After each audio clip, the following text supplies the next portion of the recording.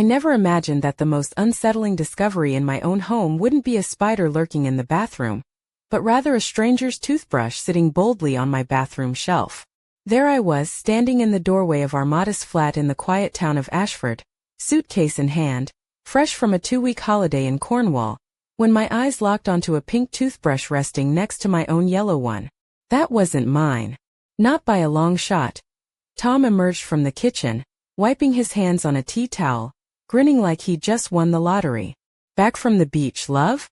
Got a lovely tan, I see. I didn't say a word, just pointed at the suspicious brush. What's that then? He asked, glancing where I was pointing, then shrugged. Oh, that's Mum's. She stayed over a couple of nights while you were away. You know how she worries when she's alone. I frowned, trying to process this. Mum had her own flat in Canterbury, near enough for a quick visit but never overnight stays unless absolutely necessary. Why was she staying here? She had everything she needed at her own place. Tom shrugged again. She said she was bored. The telly broke, so she came here to keep company. I couldn't say no to her. I stepped into the living room and froze. The sofa was turned around, facing the TV instead of the window like it had been before. The coffee table nudged closer to the armchair. Tom, why's the furniture moved? I asked. He followed my gaze, then said, Mum tidied up when she was here. Said it made vacuuming easier. I wasn't convinced. Opening the fridge revealed even more oddities. Fancy cheeses I'd never bought, yogurts and flavors I didn't recognize, and meats from brands I usually avoided. Where did all this come from? I asked. Mum brought it. Wanted the fridge stocked for your return. She cares about us, Tom said, clearly proud of his mother's thoughtfulness. The freezer had frozen dumplings in a strange package and ice cream I detested. Did she forget I hated mint chocolate chip? Tom laughed it off. You're being picky. She's trying and you're just moaning. Don't like it? Bin it. Later that evening as I unpacked, I noticed the bedsheets smelled different, sharp, floral, not the familiar scent of my usual detergent. Tom, what detergent did Mum use to wash our bedding? I asked. Dunno, probably her own stuff. She just wanted to help, washed and changed the sheets. But the chaos wasn't just in the kitchen or linens. My wardrobe looked like a stranger had been there. My blouses weren't hung in their usual order. The makeup on my dressing table was rearranged, and in the sock drawer everything was folded neatly in stacks, whereas I usually just tossed mine in a jumble. The next morning, as I saw Tom off to work, I bumped into our neighbor, Mrs. Harper, from across the hall. She said she'd seen Mum coming and going every day, morning, evening, sometimes staying overnight. She's a busy bee, always carrying bags and packages. I even saw her the other day with a man I didn't recognize, probably in his 40s. They were hauling big boxes into your flat. My heart skipped a beat. Boxes? Was Tom home then? I asked. No, he's been at work, but she was with that man for 3 days straight. Mrs. Harper's words blurred as suspicion tightened around me. That evening I cautiously asked Tom, did Mum bring anything else over? Furniture? Boxes? He dismissed it with a casual no, just groceries. When I mentioned the boxes and the man, Tom's face tightened. Old Mrs. Harper's probably mistaken. Mum didn't bring anyone here. His defensiveness stung harder than his denial. 3 days into my return, I found a slip of paper tucked inside my handbag. A note with an address I'd never seen before. 23 High Street, Ashford, Golden Key Pawnbrokers. The handwriting was neat, feminine, definitely not mine. Someone had rifled through my bag and left this clue behind, and my mind raced to the family heirloom. The old gold ring with a tiny emerald, my grandmother's only legacy, usually safe in the jewelry box on my dressing table. Hands trembling, I opened the box. The earrings, bracelet, and necklace were all there, but the ring was gone. I called for Tom. His concerned look turned to a shrug when I told him. Maybe you moved it before your holiday? I knew I hadn't. Well, who else could it be? You, me, and Mum live here. When I showed him the note, he read it and just shrugged again. Maybe you wrote it and forgot? Could be something you picked up at work or on the bus. No, someone's been in our flat. Took my ring and left this note. Doesn't that strike you as odd? He snapped. It's your paranoia. Mum's been helpful, and you're accusing her of theft. Calm down. I was calm until the lie hit me square in the face. 12 years of marriage had sharpened my instincts. Tom was lying. His eyes flickered nervously, and he avoided looking at me, Later that week, I rummaged through the flat again, searching for clues. In the storage cupboard I found an empty box of luxury brandy, something we'd never afford. In the bin under the kitchen sink, I spotted the wrapper of a premium chocolate bar. These details painted a picture. Someone had been living here like it was their own home, indulging in expensive treats while I was away. One morning, I confronted Tom about Mum's sudden visits to the estate agents. He denied it, but the next day I went to that very estate agency, posing as a buyer interested in flats nearby. The agent showed me photos of a 3-bedroom apartment, our apartment. The seller was listed as none other than my mother-in-law, Mrs. Eleanor Grant. My stomach dropped as I realized Mum wasn't just meddling. She was trying to sell our home behind my back. The documents looked official, but the name on the deeds wasn't mine or Tom's. It was hers. I cornered Tom again, and after much prodding, he admitted he'd been fired from his job 3 months ago but kept up the pretense. He'd been meeting Mum and some shady characters at the estate agency, probably involved in the scheme. The truth was worse than I imagined. Tom had amassed debts amounting to nearly £70,000, gambling or investing in a failed business venture. Mum had forged documents to claim ownership of my flat, planning to sell it and pay off his debts. Worse still, my bank account was being drained by someone impersonating me, using my stolen ID and forged signatures. That night, I found a thick envelope hidden in Tom's wardrobe, stuffed with cash and a note promising payment for document services. The betrayal was complete. I refused to stay silent. I gathered evidence, contacted the police, and watched as the net closed around Tom and Mum. They were arrested for fraud, theft, and forgery. The court revealed Mum's long history of cons and scams, using fake identities and false marriages to swindle unsuspecting victims. Tom wasn't her son but just another pawn in her game. I sold the flat, cutting ties with the past, and moved to a quieter part of town. Slowly, I rebuilt my life, cautious and guarded but stronger for the ordeal. Yet, even with justice served, a question haunted me. Among the papers I'd seized was a mysterious letter hinting at someone else's involvement. Someone outside the family, pulling strings from the shadows. Who was this unseen puppeteer? And what part did they play in the web of lies that nearly destroyed me? I knew my story was far from over. After the dust settled and the courtroom drama faded into painful memories, I thought I could finally breathe. But as I settled into my new apartment in the quiet suburb of Tunbridge Wells, a nagging feeling tugged at the edges of my mind. A whisper that there was more beneath the surface. The documents I'd confiscated from Mum and Tom's belongings weren't just a tangled mess of forged papers and false signatures. Among them lay a series of encrypted emails and cryptic notes referencing a third party, a shadowy figure who'd orchestrated much of the chaos. I was determined to unravel this mystery, even if it meant diving back into the murky waters I desperately tried to escape. My mornings became a ritual of scanning through those digital correspondences, piecing together fragments of coded language and vague references to the next phase or the clean hand. Whoever this person was, they were cautious, careful, and clearly used to playing puppeteer from the shadows. I realized my ordeal was part of something bigger than I'd first imagined. One chilly autumn morning, as the golden leaves drifted down the lane outside my window, I spotted a familiar face. Rachel, my neighbor from the flat next door. She was a petite woman in her early 30s, with a mane of curly auburn hair and eyes that seemed to sparkle with both mischief and kindness. She often brought her young son to the local park, and over the past few weeks we'd shared a few quiet conversations over cups of tea. A bit of camaraderie amidst the isolation I'd wrapped myself in that day. Rachel appeared more serious than usual. She hesitated by my door, biting her lip before knocking gently. I invited her in, and as we settled on the sofa, she confided something that sent a shiver down my spine. She'd overheard a conversation between two men near the bus stop, one mentioning the Ashford job and the lady who knows too much. My pulse quickened. Could it be related to the scam that had upended my life? Was I still being watched? I thanked Rachel and decided it was time to be proactive. If someone was still out there, pulling strings or waiting for their moment, I wouldn't be caught off guard again. The next step was to secure my digital life. I changed passwords, installed security software, and even bought a basic home security camera for peace of mind. I wasn't about to let paranoia win, but I was done being the deer caught in headlights. That night, I sat by the window, the flickering street lamp casting long shadows across the room. My mind replayed the scene of Mum and Tom's desperate flight from my kitchen, barefoot and frantic, pursued by my fury brandishing an old cast-iron skillet. The absurdity of it almost made me chuckle. Who runs through muddy puddles in slippers and pantyhose?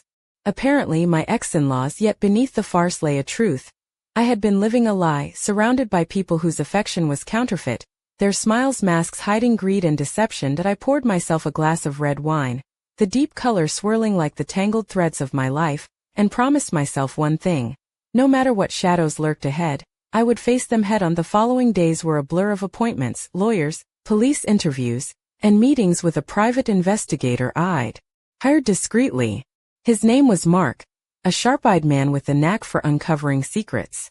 He'd been digging into the background of the mysterious third party, tracing phone numbers, IP addresses, and financial transactions. One evening, Mark called with news that sent a jolt through me.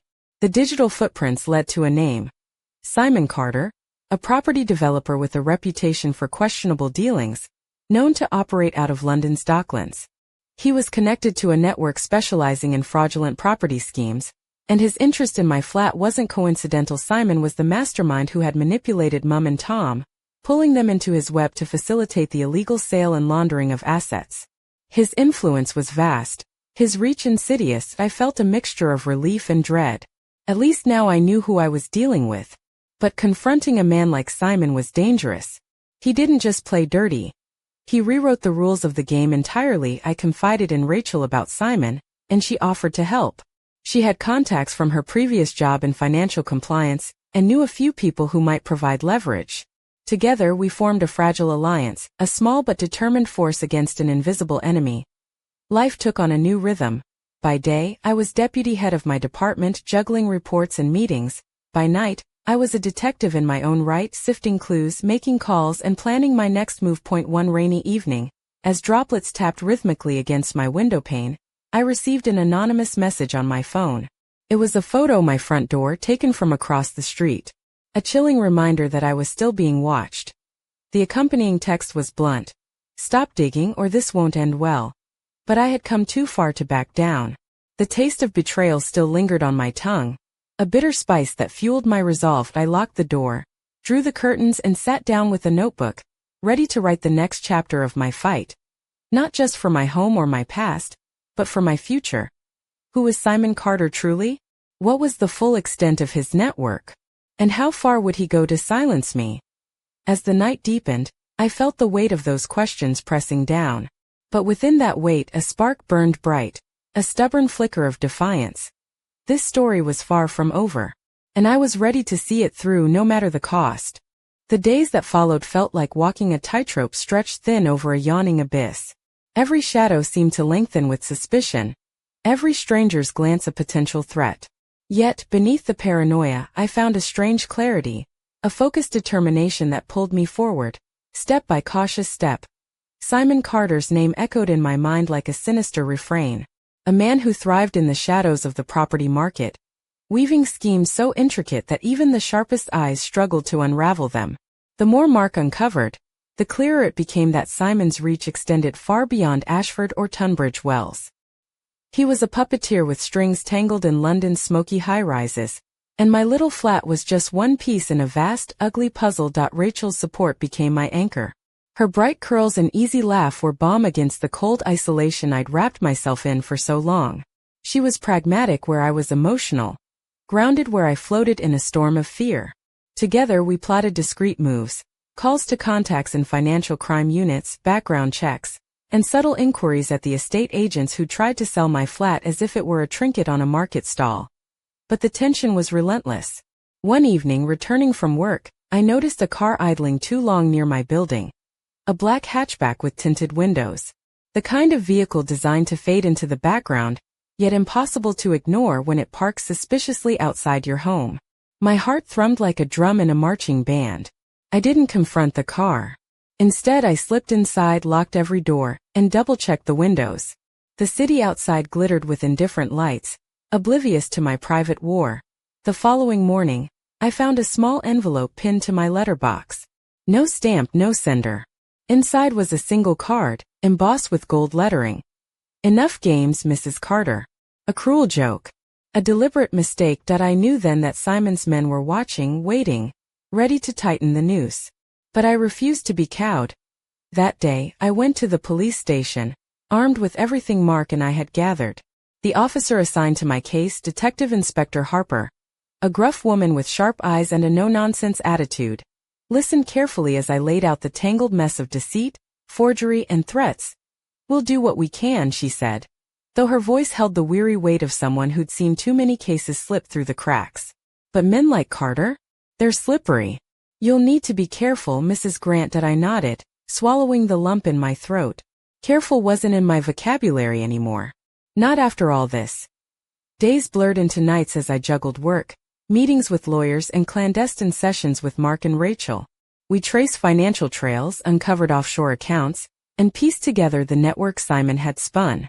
It was like peeling an onion, layer after layer of lies and corruption, each revelation stinging sharper than the last. One evening, as autumn's chill seeped through the window panes, I sat curled in my armchair, flipping through a folder thick with documents.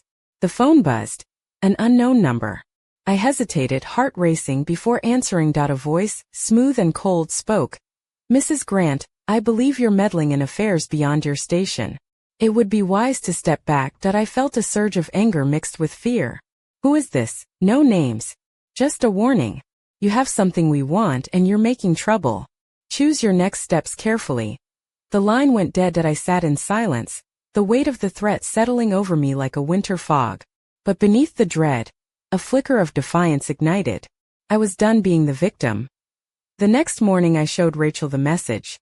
She frowned, biting her lip. "They're rattled," she said. "You're hitting a nerve.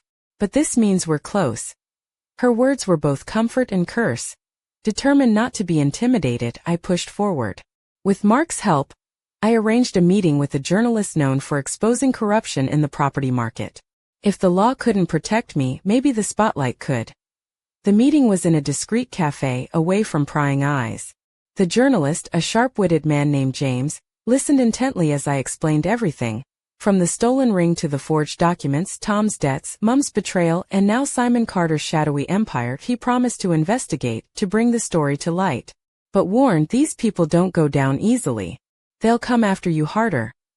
That night, as I lay awake listening to the rain drumming against the window, I realized that my life had become a high-stakes game of chess. Every move calculated, every misstep potentially fatal. Yet, in the dark, I found a strange sort of strength. I was no longer the naive woman who'd once trusted blindly. I was a survivor, a fighter, and I would play this game to the bitter end. But as dawn broke, casting pale light across the room, a new message awaited me on my phone. One word. A single chilling word. Checkmate. The fight was far from over, and I knew the next moves would decide everything. The word checkmate hammered through me like a cold slap, freezing my breath mid-chest. It wasn't just a warning, it was a promise. Simon Carter was no ordinary criminal. He was a man who played for keeps, someone who thrived on control and fear. And now I was his newest opponent on a board far more dangerous than I'd imagined. I stared at the screen in stunned silence, the weight of that single word pressing down on me like a suffocating fog. It was impossible to ignore how utterly exposed I felt, like a chess piece caught in a trap with no clear escape. But beneath that fear, a flicker of resolve burned brighter. I wasn't about to fold, no matter the stakes. The next morning, I met with Mark and Rachel in my narrow kitchen, the sunlight slanting through the blinds casting long stripes over the cluttered table strewn with papers and laptops. Mark's face was grim, his usually sharp eyes shadowed with concern. "They know you're serious," he said quietly. "This checkmate message isn't just a threat. It's a statement. Simon's telling you he's ready to end this on his terms." Rachel folded her arms, biting her lip. "We need to step up our game. If he's this dangerous, staying passive isn't an option," I nodded, swallowing the lump forming in my throat. My life had tilted on its axis, and now I had to play with the cards I'd been dealt. That day, I reached out to James, the journalist, urging him to fast-track the story. If the truth about Simon's empire could hit the headlines, it might shield me from his wrath. James promised to dig deeper, but warned me to keep my guard up as I went about my daily routine, sifting through reports at work, trying to keep the facade of normalcy. My mind raced with plans and contingencies. Every knock on the door, Every unfamiliar face in the street sent a jolt through me. I rarely left the flat without double-checking locks and pockets, and I found myself sleeping with the curtains drawn tight. One evening, as I returned from the office, I noticed a small envelope slipped under my door. Hands trembling, I picked it up and unfolded the note inside. The message was chillingly personal. A photo of my grandmother's ring, the emerald gleaming under the flash of the camera, with the words, "We have what you love most." My heart plummeted.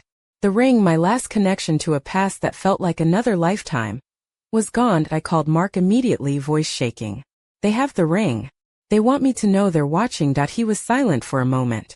"This just got serious, Marina. We need to consider protection, physical, digital, everything." That night I lay awake, the silence punctuated only by the muted hum of the city below. The ring wasn't just a piece of jewelry. It was a symbol of everything I'd lost and everything I was fighting to reclaim. The following days blurred into a tense haze. With Mark's help, I arranged for a security consultant to assess my apartment. Cameras were installed in discreet corners. Motion sensors buzzed faintly underfoot. I felt safer, but the paranoia clung like a second skin. Rachel's friendship became a lifeline. One afternoon, as we shared tea in the kitchen, she surprised me by pulling out a small worn book, a collection of classic detective stories. "You need something to remind you why you're fighting," she said with a half smile. "Even Sherlock Holmes had his moments." I laughed softly, grateful for the lightness she brought to my dark days. But the reprieve was short-lived. One evening, I returned home to find the door ajar. My pulse spiked as I stepped inside, senses on high alert. The flat was ransacked, drawers pulled out, papers scattered like autumn leaves, my precious documents tossed across the floor. And then on the kitchen table a single card lay waiting. This time a chess piece, the Black Queen. The message was clear. Simon Carter was making his move and I was the target. Fear surged, but so did anger. I wasn't going to be a pawn in his game. I reached for my phone and dialed D.I. Harper's number. "They've been here," I said, voice steady despite the storm inside. "This is war." The detective's voice was calm but resolute. "We'll increase patrols in your area. And Marina? Keep all evidence safe. It's going to get messy." That night, as I locked every door and window, I realized that my life had transformed into a battleground. The safety I once took for granted was shattered, replaced by a relentless fight against a faceless enemy. Yet, amid the chaos, a strange clarity emerged. I was no longer the woman who had discovered a rogue toothbrush and felt uneasy. I was a warrior navigating a labyrinth of deceit, betrayal, and danger. And though the queen had been played against me, I was plotting my counterattack. Somewhere in the shadows, Simon Carter smiled, convinced he held all the cards, but the game was far from over, and I was ready to turn the tide. The Black Queen card on the kitchen table was a stark reminder that Simon Carter was no longer content to operate from the shadows. He was stepping into the light, daring me to meet him head-on. The message was unambiguous. I was under siege, and every move I made would be closely watched, countered, anticipated. But I refused to be intimidated. With D.I. Harper coordinating police patrols and Mark's investigative prowess behind me, I began to plan carefully. I wasn't just defending my home, I was preparing to strike back. First, I secured all my digital communications. Passwords were changed to complex strings of letters, numbers, and symbols. I began using encrypted messaging apps and set up a secure email account solely for matters related to Simon and his schemes. Paranoia sometimes tempted me to check every shadow twice, but I knew I had to stay sharp, not broken. Rachel helped me diversify my support network. Through her contacts, I connected with a solicitor experienced in fraud and property disputes. Her advice was blunt but necessary. Document everything. Every threat, every intrusion, every strange call. If this escalates, you'll need a rock-solid case. Meanwhile, James the journalist was making steady progress. His investigative articles began to appear in local press and on trusted online platforms, slowly peeling back Simon's carefully constructed facade. The public exposure seemed to unsettle Simon, but it also made him more dangerous. One late autumn evening, as the wind rattled the windows and the city lights blinked through the damp mist, I received an unexpected visitor. Mark called ahead to warn me, but it was still a shock when he knocked on my door. Looking grim. "I found something," he said without preamble. Stepping inside with a folder heavy with papers and photographs, we sat down at the kitchen table, the air thick with tension. Mark spread out the documents, bank statements, property deeds, intercepted messages. Simon Carter was far more deeply entangled in fraudulent real estate deals than anyone had imagined. His operation stretched across counties using fake identities, forged documents, and a network of unwitting or complicit associates to launder money and dupe homeowners. And now it seemed, I was not just a victim but a key witness who could bring the whole empire crashing down. But there was a catch. Simon had powerful allies, lawyers, corrupt officials, even some police officers on his payroll. The deeper Mark dug, the more dangerous it became. The risk wasn't just to me anymore. Rachel, Mark, and even D.I. Harper could be targets. I felt the weight of responsibility settle on my shoulders. This wasn't just about reclaiming my life anymore. It was about justice for countless others who'd been caught in Simon's web. Days turned into weeks. My world shrank to meetings, phone calls, and careful surveillance. I learned to live with the tension coiled in my chest, the adrenaline that surged whenever the phone rang unexpectedly. One night, as I sat reviewing documents under the soft glow of a desk lamp, my phone buzzed again. A text message this time, no sender, "You're close." But not close enough. I paused, staring at the screen. The game was accelerating, danger closing in like a tightening noose. Then, just as suddenly, the line went dead. It was a challenge, one I accepted without hesitation. The following morning, I met with D.I. Harper and pressed her for more support. She promised increased surveillance and reassured me that the force was committed to seeing this through, despite the challenges. Together with Mark and Rachel, we mapped out a strategy. Gather irrefutable evidence, expose Simon's network publicly, and push for legal action that couldn't be suppressed. As winter's chill crept over Ashford, I found a strange comfort in the rhythm of my fight. Each step forward was a small victory against the chaos Simon had unleashed. Then one cold evening, a breakthrough came. James had uncovered financial records linking Simon directly to a series of offshore accounts used to funnel illicit gains. The proof was undeniable, a smoking gun that could topple the entire operation. We arranged a secure meeting to hand over the evidence to D.I. Harper. The air was thick with anticipation as I handed over the folder. Her eyes met mine, steady and fierce. "This is it, Marina. We have them." For the first time since this nightmare began, hope blossomed. But as we left the police station, a shadow fell over my thoughts. Simon Carter was a man who never played by the rules. If his empire was about to crumble, he wouldn't go quietly. And somewhere, out there in the dark, he was already plotting his next move.